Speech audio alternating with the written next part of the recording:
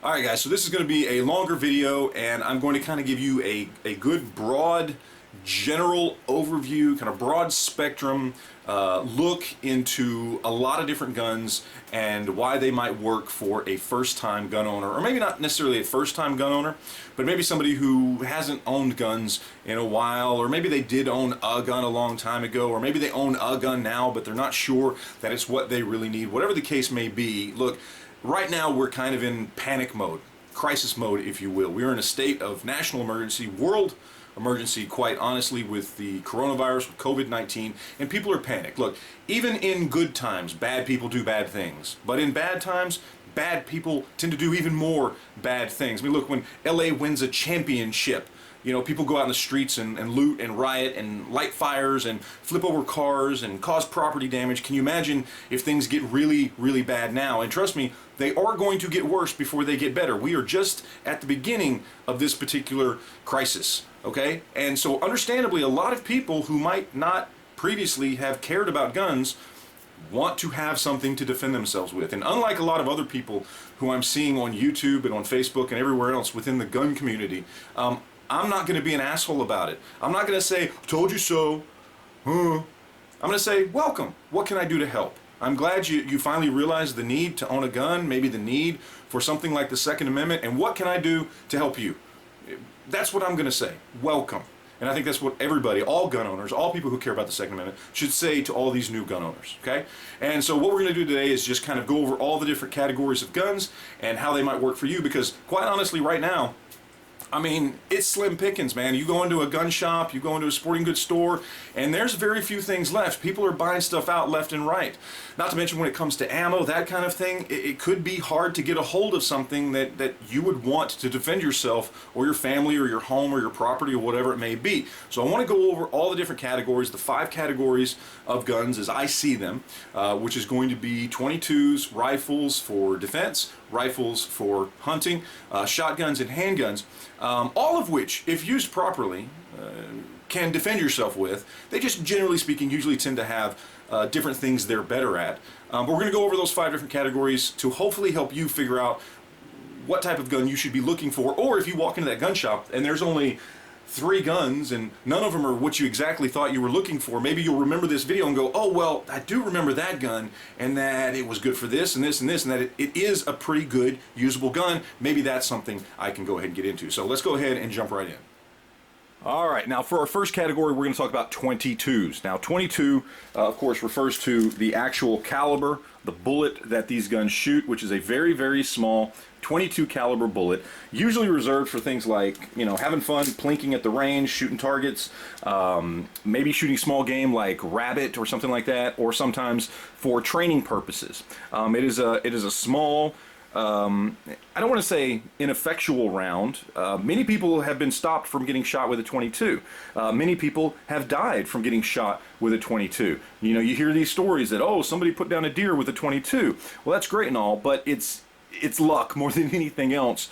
Look, this bullet that these 3 different types of guns shoot is a lot of fun. Everybody that is a gun owner usually has at least one 22 in their collection. They're great for kids. Again, they're great for small game. Again, rabbits, squirrels, stuff like that. They're great for plinking and having some fun at the range. But they're not made to stop human beings in bad times. And that's kind of the problem with it. Yes, there are people that have been stopped with 22s before, but usually that's the mental stop, not the physical stop. In other words, somebody realizes they got shot, they turn around and stop doing what they're doing. They didn't stop doing what they're doing because this round put them down. They did it because mentally they realized they got shot and they ran off. And yes, a lot of people have died from 22, usually because they get shot and don't realize how bad it is, and they don't go seek medical attention, and they die from some sort of internal issue. It's not because they got stopped right then and there and they immediately died. They usually die later on after getting shot. So unless you get really lucky with shot placement, this is probably not a category I would go to. Even in something like a 22 rifle like this, where you've got a longer barrel with more velocity, sending that bullet further and faster down range, it's still not really something I would recommend unless you have no other choice. Alright, now we're going to talk about what I typically consider hunting rifles. Now I call them that because nowadays that's probably the thing that they excel at the most. These are guns that have some sort of manual of arms where you have to, you know, rerun the bolt or work a lever between each shot. They tend to be more accurate, greater at longer distances, things like that. They tend to use larger calibers as well. 30-06 is an extremely large caliber, comparatively speaking. 30-30, what we have here in this lever action, is a decent caliber. It's pretty large. This one in particular is actually a pistol caliber carbine, so I would consider it a hunting rifle, but it does shoot at pistol caliber. This one in particular shoots 38 Special and 357 Magnum, but those rounds coming out of a 16.5-inch barrel actually do a lot of damage. This would be great for taking deer. So how do these fall in line with self-defense? Well, honestly, really, really well. You gotta take into consideration, you know, wars have been won with bolt action rifles. Back in the Old West, lever actions were the choice of the day as far as having a rifle to defend yourselves. These were not originally used as hunting rifles. None of these were. Lever action rifles, bolt action rifles, these were originally designed as quote unquote weapons of war. They were designed to be firearms that could be used to defend people. And they still to this day work very well at doing that. Once you learn how to work one of these guns, they can be very, very effective. Okay? The really only downside to these is they do tend to have a lower capacity than modern day semi-automatic rifles that we would typically see today used for self-defense. Something like this only holds 10 rounds. This one here only holds 7. This one only holds 5. Okay, now this one obviously has the largest bullet, but you actually can buy some of these guns. You can buy bolt action rifles out there that actually do take a magazine from either an AR-15 or an AR-10 or something like that. So you can get larger capacity if that's something you're concerned with. But these are the types of guns that you have to cycle the action between every round. And that is something a lot of people don't want to mess with in a defensive gun. I completely understand that, but these are still very, very effective weapons if you practice with them and if you know how to use them. So if you're desperate and you walk into your local gun shop and you've been everywhere else and they don't have anything else and you need a gun to protect yourself, something like this can be a very, very good option. Again, it's not typically what we see used for defense today, but remember, these guns were all designed originally to be defensive and in some cases offensive rifles, and they served that purpose very, very well. Alright, so now let's talk about shotguns. These are a very, very popular choice for a lot of people, and a lot of people think this is the ultimate go-to home defensive tool, and you know, it's kind of hard to argue with that. I don't necessarily agree. There's another type of firearm that we'll talk about here in a minute that I think is a little bit better, but that's personal choice. That's not due to anything with these firearms. There are many, many people who defend themselves daily with shotguns in their homes and outside of their homes all over the world. They are very, very effective tools. Outside of bird hunting, they're not like the best firearm for really anything, but they're really good at a lot of different stuff. They're really good at hunting. They're really good at home defense. They're really good as a truck gun for needing some sort of defensive tool on the go. They're really good at a lot of different things, and they have a lot of options. Usually, the biggest downside to a shotgun is usually capacity. Most of the time, you're going to get basically a 5-round capacity limit on these things. 5 plus 1 in the chamber if you keep it loaded and keep the safety on. These two in particular actually are 7 rounds. So this tube magazine right here, this one here holds 7 rounds. These are pump actions, which would be my recommendation, my go-to. You also have something like this, which is an over-under. It has 2 different barrels, one on the top, one on the bottom. When you fire those 2 rounds, you have to open it back up, load 2 more rounds in, close it, and you can fire 2 more shots again. And this one is a single barrel shotgun, which just fires 1 round at a time. Between each round, you have to open it, reload another round, close it again, and then fire again. These two obviously are not optimal for defense. You want something that's going to have more than 1 or 2 rounds before you have to reload it. So a pump action shotgun is probably the way to go. You can see we've got one here. This is a Remington 870. That's this particular configuration is more of like a traditional, you know, bird hunting setup more than anything else, or skeet shooting or something like that. This is a Mossberg 500 that's been set up quote unquote tactically. It's Mossberg 500 tactical. That's got a few features on it that make it better suited for home defense. But either one of these would be great as a home defense tool. Either one of these would work really, really well. Maybe this one not so much because it's got a longer barrel, but that can be taken care of with replacing the barrel, or maybe you just don't care. Doesn't matter. A little bit longer barrel makes it a little bit harder to lug it around your house potentially, or through a door or down a hallway. But if that's not something you're concerned about, go ahead and get one of these. I've noticed a lot of these in stores because they're not quote unquote tactical.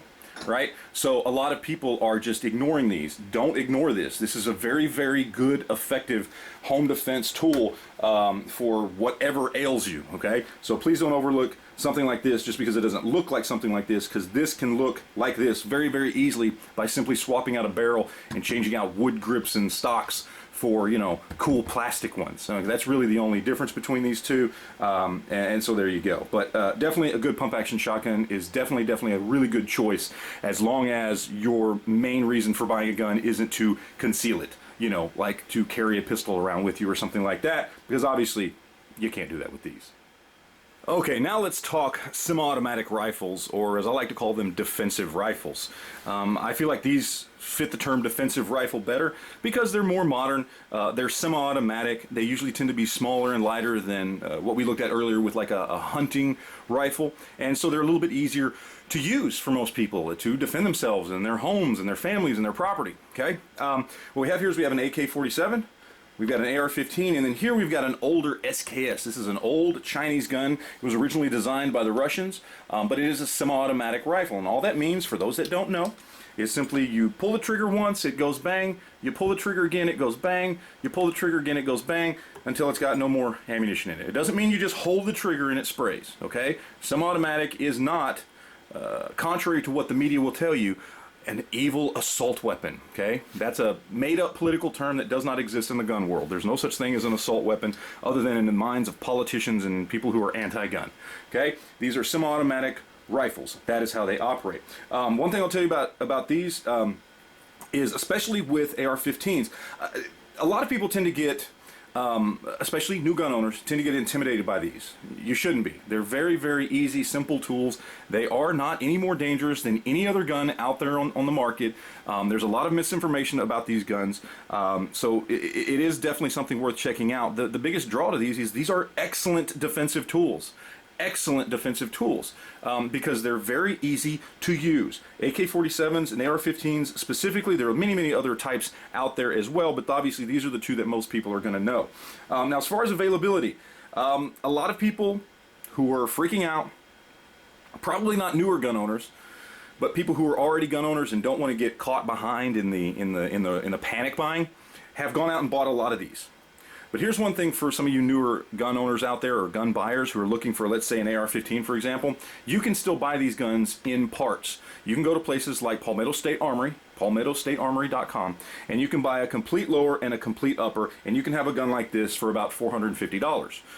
That's just me spitballing a price. I don't know exactly, but I was looking yesterday, and it's like roughly in that range. It can be a little less than that, it can be a little more than that, but you can order these online. Now, to explain for those that might be a little, nervous about, oh, I don't know how to put together a gun, it's really, really simple. If you need to learn how to clean this gun, you're going to need to learn how to take it apart in a complete upper and a complete lower.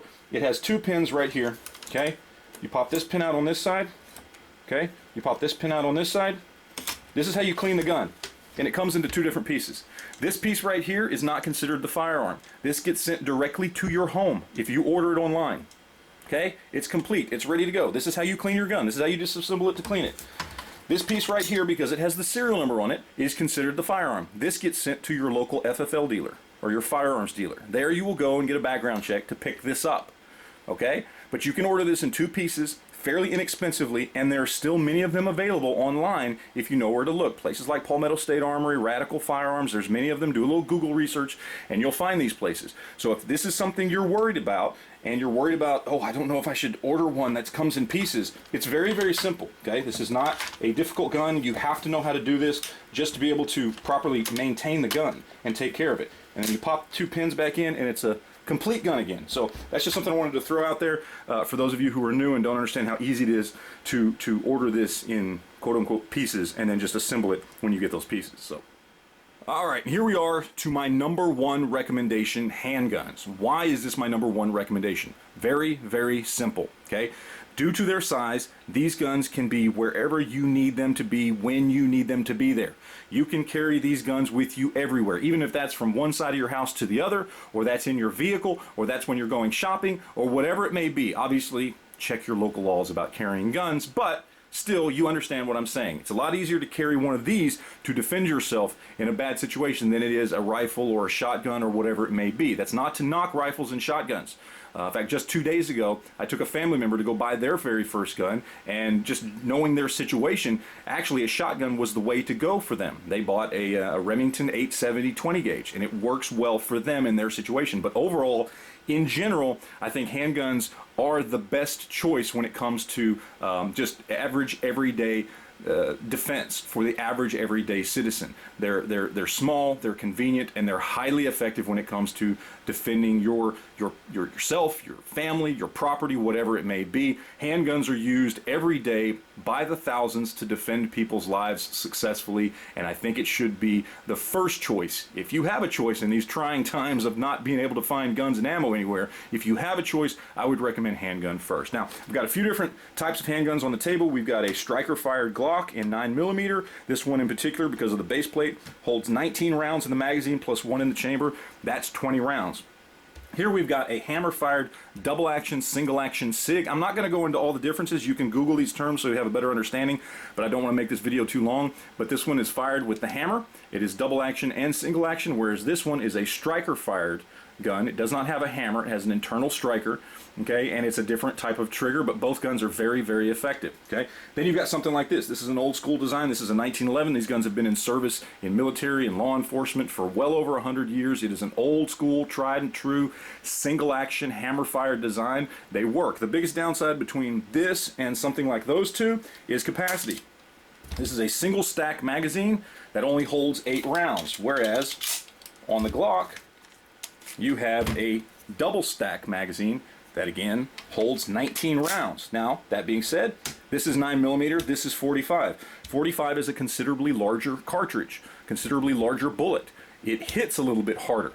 So you're making a trade-off there, power for capacity. Then we got something like this. Maybe you walk in and the only thing they have are some old milsurp guns like this Makarov. This is an old gun that was designed in the 1950s. It's hammer-fired, double-action, single-action, blowback design. Very, very simple gun. It was designed by the Russians back in the 1950s. Has a little bit different way to eject the magazine. It's got a little thing at the bottom that you press to pull the magazine out. It's 8 plus 1 in the chamber, or I believe 7 plus 1 in the chamber. It fires a round that might actually be easier to find nowadays because it's not a common round. It fires the 9mm Makarov or the 9x18. It's not as common of a round. It's not a round that a lot of people are rushing out to buy. So you walk in the gun store, you see only old surplus guns. Maybe that's the best choice for you. This is a older, tried and true design. It's been around for 60, 70 years and it works. I've carried this gun before. I trust this gun. So maybe older and surplus is the way to go. And then of course you got just a good old 357 Magnum Revolver. Holds 6 rounds in the chamber of 357 Magnum, and what more can you ask for? It's double action, single action. You can stage the hammer or not, up to you. Then we got something like this, which strangely enough, as much as I kind of look at this gun as kind of a gimmick gun, in today's day and age, something like the Taurus Judge might actually be a really good choice for a lot of people who can't find other guns because of the fact that not a lot of people are looking at these, first of all, and second, when it comes to finding ammo, this shoots 45 long Colt and 410 pistol caliber, 410 shot shells. 2 calibers that are not very sought after, that I've seen at several sporting goods stores and seen at several gun shops, that people just aren't buying the ammo for this gun. Not only that, but you have a choice. You can shoot 2 different kinds of ammo, so if you can't find one type of ammo, you can, buy the other and load it up in this gun. So this might be a good option for today's day and age. If you're going to buy something like that, the better of the 2 rounds between 410 and 45 is the 45. It's much more effective in this gun, but that might also be an option. So there you go. That's my opinion on my #1 recommendation, handguns. Alright guys, so there you have it. That is pretty much, I think, a good overview of everything you need to know if you are a first-time gun buyer when it comes to the different types of guns out there, so that you have at least a little bit of knowledge, some basic knowledge on all the different types out there, because right now you may find yourself in a situation where you can't be too picky. You have to take what you can get, and so hopefully this video will help you to know what to expect when going and picking up or picking out a firearm, given that the choices are so limited right now. I hope it was helpful. And once again, if you're a new gun owner, I would like to say welcome. And if there's anything I can do to personally help you make choices, whether it's about guns, ammo, or really anything else, I am always here. I know there's a lot of really good people in the gun community here on YouTube that will also be there to help you out at any time if you need advice or help or whatever it may be in anything firearm related. There's a lot of good people out there, and hopefully we will be able to come together and help each other out when we need it. So that is it. If you guys have any questions, comments, anything like that, leave that down below in the chat, and we will talk to you guys later. Take it easy, guys.